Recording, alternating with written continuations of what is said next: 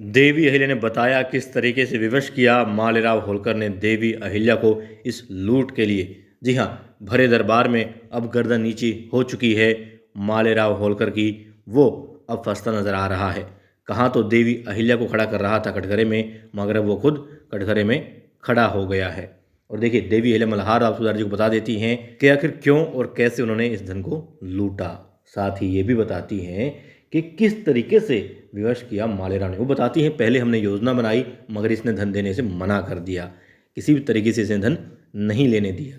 ठीक है, सरकारी धन हमें नहीं मिल रहा था। उसके बाद में देवी अहिल्या बताती है कि इस जल परियोजना, क्योंकि इसकी आवश्यकता बहुत ज़्यादा थी, जितनी शीघ्रता से ये पूरी हो लोगों को मतलब प्यासे गले को पानी मिलेगा, इसलिए देवी अहिल्या चाहती थी जल्द से जल्द पूरी हो। अब उन्होंने क्या किया कि अपनी संपत्ति जो थी सारी बेचना उन्होंने आरंभ कर दिया, मगर खरीदार मिले या फिर उसको बेचे उससे पहले ही इन्होंने रोक लगा दी उस पर। देवी अहिल्या मल्हार राव सुधार जी बताती हैं कि अब देवी अहिल्या अपनी संपत्ति, निजी संपत्ति भी नहीं बेच सकती थी।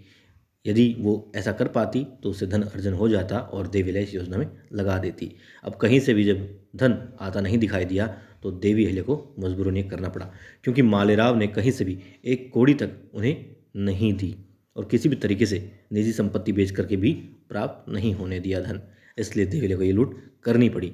और फिर देवी अहिल्या कहती है कि उनके पास में सबूत भी है, इस बात का पूरा पुख्ता सबूत है।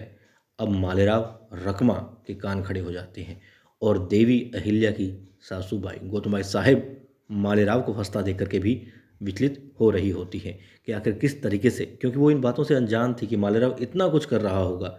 जानती थी कि मालेराव किस तरीके से गर्त में जा रहा है, नीचे गिर रहा है, चारित्रिक और नैतिक उसका पतन हो चुका है, मगर इस तरीके से वो अपनी आई को परेशान कर रहा होगा वो नहीं जानती थी। और मल्हार राव सूबेदार जी भी नहीं जानते थे।